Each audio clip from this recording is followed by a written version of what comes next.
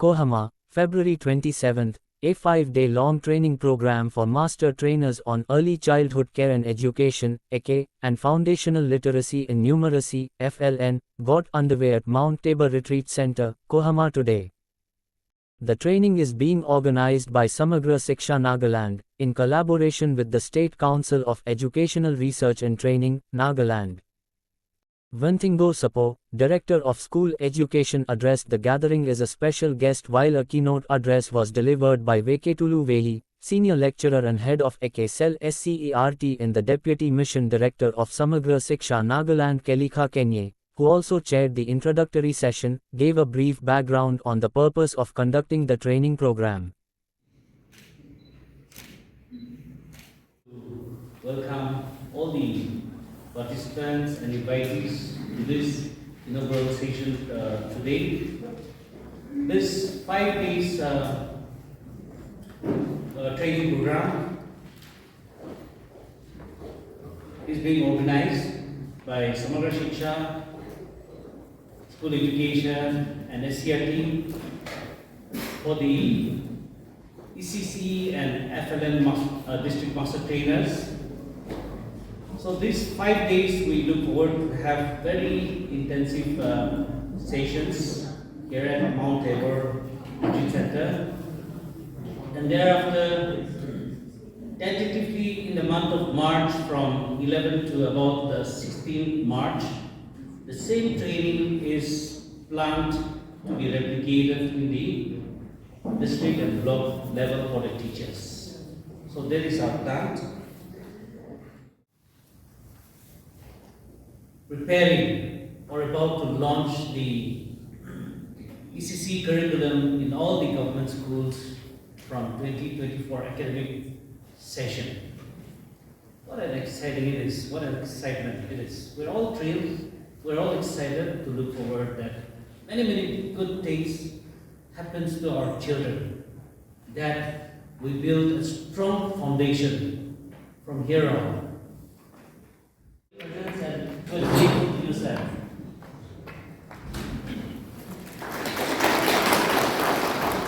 And also a very rare occasion. Today, I feel that is a red letter day for the department, especially the Department of School Education, in collaboration with SCERT and Samagra. We could bring out a beautiful curriculum on ECCE, and this has been a marvelous achievement of this department. We are very grateful, and I'm very grateful to SCERT team for coming up with a wonderful curriculum. In the context of our state, the Ankamoti workers, we cannot leave this responsibility of nurturing the young minds to the Ankamoti workers. That was a big challenge that we had. So even today, that still proceeds. But then I believe with the coming of the CTPOs and officers from the district level and subdivisional level, you have been, with us today. We're very thankful to all of you. And with your support, I think this, curriculum or whatever that has been brought out as a paradigm shift in the education system can be put into, the system of learning among the young minds. As we are all aware that ECCE is a holistic development where both social, mental, and physical fitness of the child has to be, ingrained in the child when they are in the formative age. That is from the birth till the age of 8. And we will be discussing many things about the curriculum, how you are going to take forward. Most of you are now the master trainers, going to be the master trainers. But here I want to say a word of caution to all of you. The curriculum that is being brain out by the SCERT alone may not suffice all of us. what I feel is, curriculum is one thing, but you have to be the master of that curriculum. Apart from that, you have to have an empathy while taking this forward. As a responsible citizens, as a responsible teachers, how you are going to make this program successful? Because you are going to study the behavioral of the child, which made the curriculum more than the curriculum. You are going to study the behavioral of the child, the emotional behavioral of the child, and the development of the brain of the child at a very little stage, at a very infant stage. So friends, we have to take this very seriously, because this is a program where there is a paradigm shift in our education system, where there is no such system in earlier education. It's a new for all of us. It's a new challenge for all of us. So how you are going to take forward? It's not that it has to be recorded and Nagaland has to be in the front line that we have done something great in the paper. But I want to see that our child learns something. I want to see that our child becomes someone, a good citizen, through this curriculum, through this EEC and FLN. I want to see that the child thinks critically, analytically, as they reach class 3. So that is what we wanted. Education system is changing a lot in our country with this new NEP 2020. And this is one area of concern for all of us.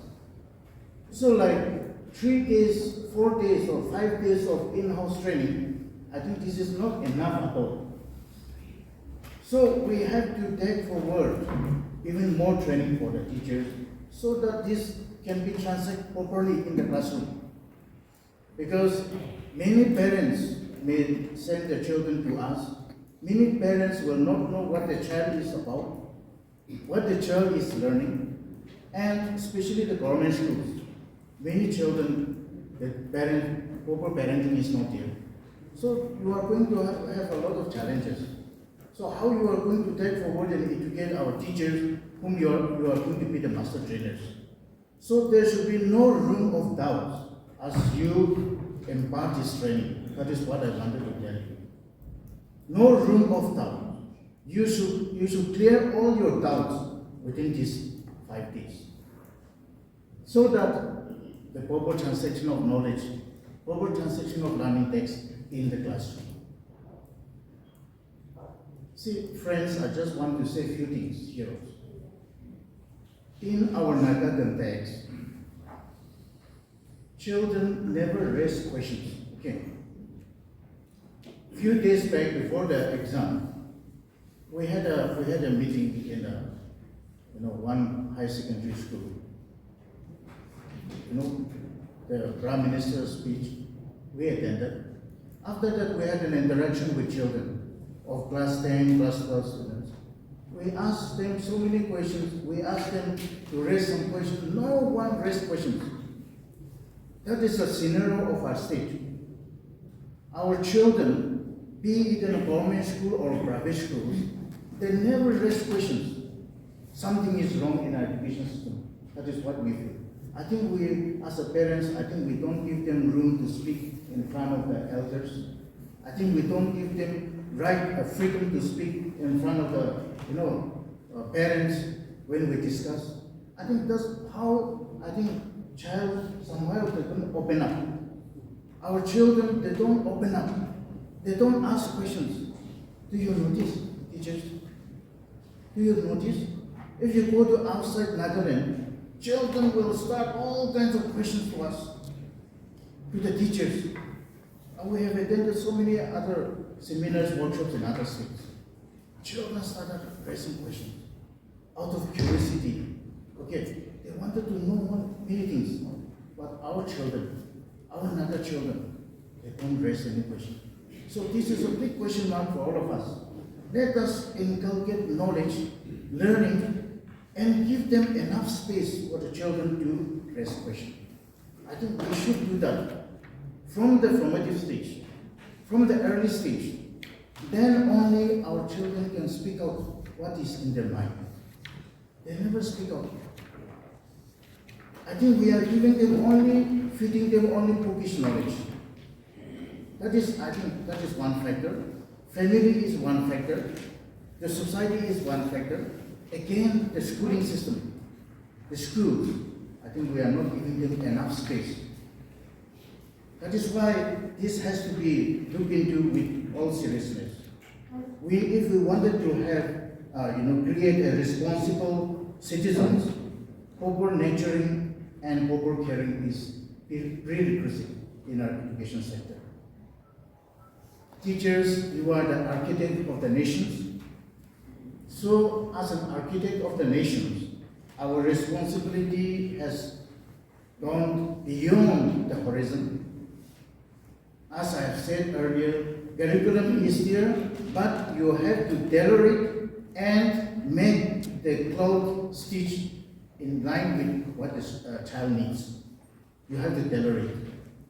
It's not that the curriculum have to go each and every detail about what you have to do in the classroom. So your transaction as a teacher, that is very, very important. And how you translate knowledge and learning needs to be looked into with all seriousness. We need to build a strong foundation. And a strong foundation, to build a strong foundation, lies on us. What kind of foundation are we going to build? Are you going to build a foundation that lasts, learning lifelong? Or are you going to build a foundation that is going to go up to the ladder of class 9 and 10? It depends on the teachers. It depends on all of us. In Nagaland, we all know we don't have industries, we don't have factories, but we have a big human resources. And these human resources, if the government, if all of us can that well, these resources can be the big resources for the industries of our state. And this is only my dream, that one day Nagaland can, stand ahead of many other states in this writing of this next generation, where our generation children will be going beyond the boundaries of Nagaland, beyond the boundaries of our nation, and they will be bringing much more development for us. This is the only hope. And I think you all will agree with me that there is no other industries other than the development of these human resources. And we have enough talented youth with us. So let us make use of this talented youth so that they can be the strong foundation of our state. They can be the leader, a good citizen of our state and of our nation. So friends, I just want to remind all of you that you are like the CCTV. We captured every activities of the movement of the citizens coming to the office. You will be acting like a CCTV in the school.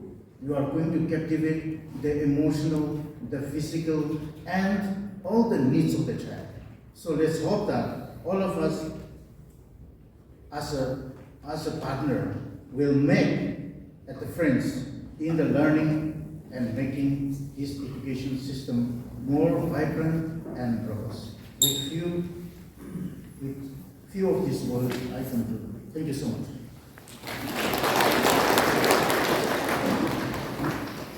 I am very privileged to be standing here before you to deliver this keynote address on behalf of the Department of SCERT, School Education, Samagra, and especially all the resource person team who will be facilitating this 5 days training program.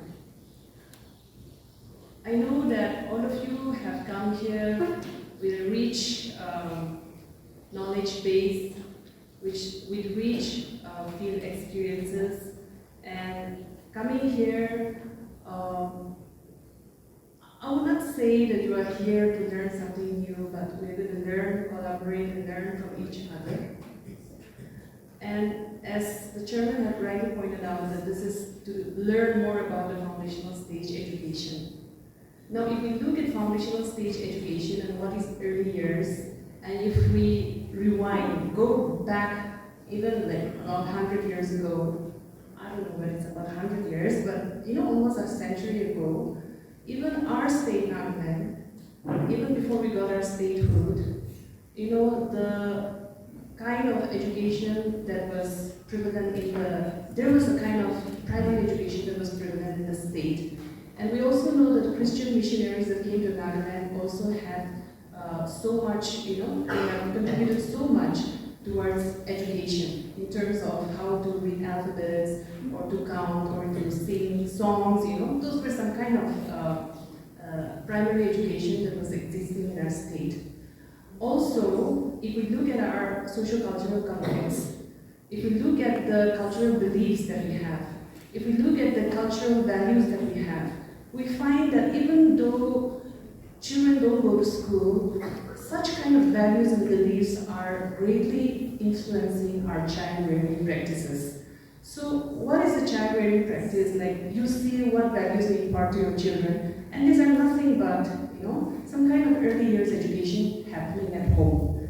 Now, coming to our context as people who are working in education department, we see that primary schools exist, everywhere, and pre-primary grades.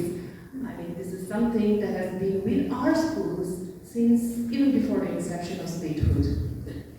So, in order to have an organized structure, the Department of SCRT also has developed curriculum, syllabus, which have been used and are still being used in almost all the government schools.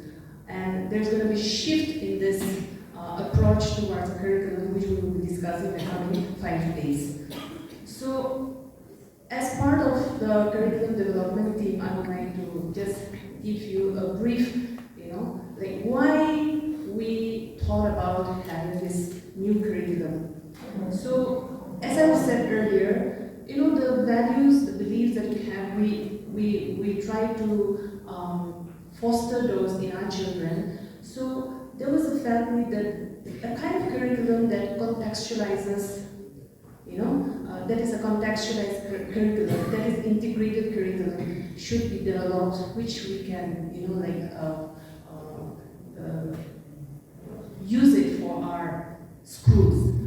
So, in order to bring about this contextualized curriculum, it is not possible for a few people to come up with this curriculum. So there is a very highly intensive collaborative process with the help of teachers, with the help of teacher educators, even one or two personnel in from the social welfare department. I'm not sure whether social welfare is aware of that, but an officer like a CDPO and Anganwadi worker was also very much part of this development of this training manual. So that is how we brought out this curriculum. Now, we will be having sessions on what curriculum is and the principles, the goals, and all. We'll be dealing with those in our later sessions. But what I want to say is, here in this 5-day training program, we will be dealing with what is the importance of ECCE, the concept, the importance, the principles, the goals, the learning outcomes connected with this curriculum, how to align these experiences, the daily experiences with assessment, a lot of those activities will be happening so that in this 5-day training program, you will have at least, you will get the hang of it, like you will know what this curriculum is, and you will not take this curriculum just for the sake of, we got a few books and this is what we're going to transact, but I want all of you, like us, to own the curriculum, because all of us have written this curriculum. Just take it that this is not written by a few people, but this is a curriculum that we have all written and we need to give the best to our children. Now, I also feel that, like in this 5-day training, a lot of intensive brainstorming sessions also will take place. and I hope that all of us will change our, should I say, mindset? You know, like our thinking process, our you know, like our understanding about this new shift in the education arena, so that you know, when in computers you know, if things are not working, what do? You know, we reboot it, isn't it? Like reboot it, or we try to, you know, switch it off and switch it on so that it works well. So I think all of us, like in these 5 days, I hope that we will rethink and reboot our mindset so that you know, like change will come to our schools. So this 5 days training is to learn from each other, and it is also to like excite all of you, you know, is to galvanize your mindset so that we are able to bring change in early childhood education in Nagaland. Thank you very much.